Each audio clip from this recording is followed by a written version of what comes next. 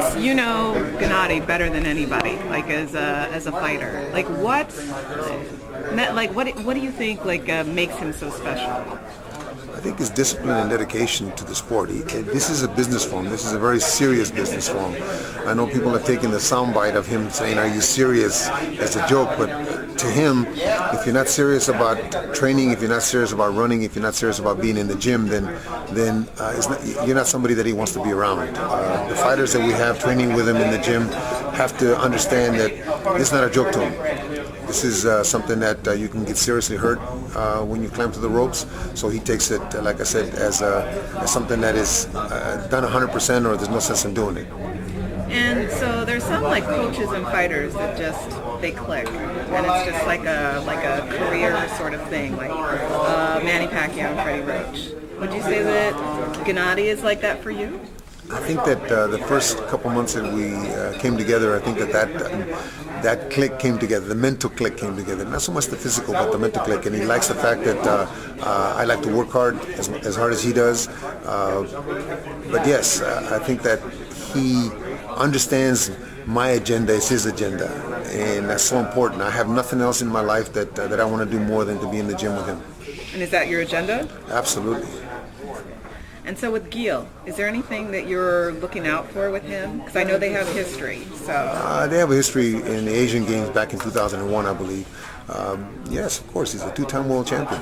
He's a guy that is accustomed to going 12 rounds. He's a guy that wins everything, every fight that he fights. The last one, I understand, and I saw it myself, it was a disputed loss. But of course, we're concerned because we've never gone 12 rounds. As a coach, I'm concerned because we've never gone 12 rounds, but he has and won.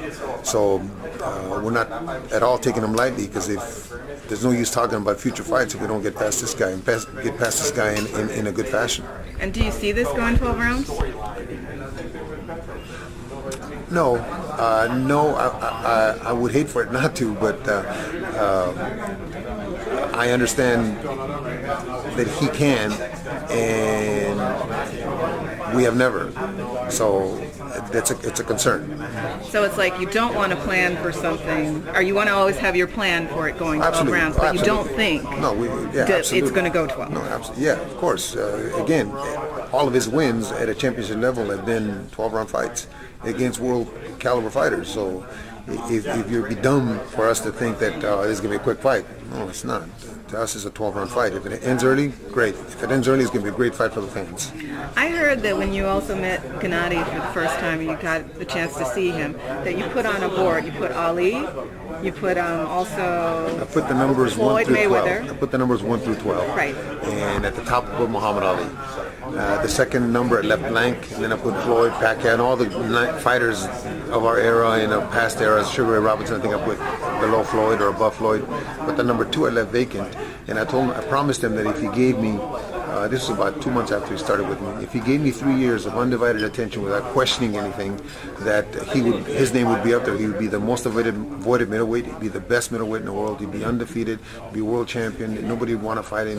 We wouldn't be able to get fights from him. And he looked at me real cheapishly and he says, "Oh, come on, coach. You're like I'm embarrassing him, right?" Unfortunately for us, it's happening. We can't get fights. We're fortunate that Daniel was able to take this fight and was available to take this fight. But I think the best is yet to come for him, for Gennady. Well, I think also that it's all the more important that he's in the big room at Madison Square Garden, because if someone has enough of a cachet, you can't avoid them. You know, it's a progression for us. I remember when we fought in the theater the first time, I think it was against Rosado, they gave us a tour of the big room. I had fought there before with Terry Norris, when Terry Norris fought Ray Leonard. Yes. So I know about the big room, but when they gave us that tour, Gennady turned to me and said, "Coach, one of these days, and it's here." So what do you think, with Gennady, if there's anything that he needs to work on, what is it? Like mental, physical? We're always improving. Every training camp that he comes, I've always been the kind of coach at every training camp when I have a guy like that, like with Terry and Miguel Gonzalez, some of those guys. Every training camp we're going to improve. We're going to work on 1 or 2 things. For this particular fight. Not necessarily for this particular fighter, but for this particular fight. So that as we go on, as we get more fights, we're doing 2 and 3 different things every training camp that we're trying to improve. And hopefully by the time he gets 10, 12 defenses, and we've got to the point where we tried to improve a lot of issues or a lot of aspects of his game, and he's more of a complete fighter. But we're always trying to improve on something. So you're not going to tell me anything that he needs to work Not on? right now, no.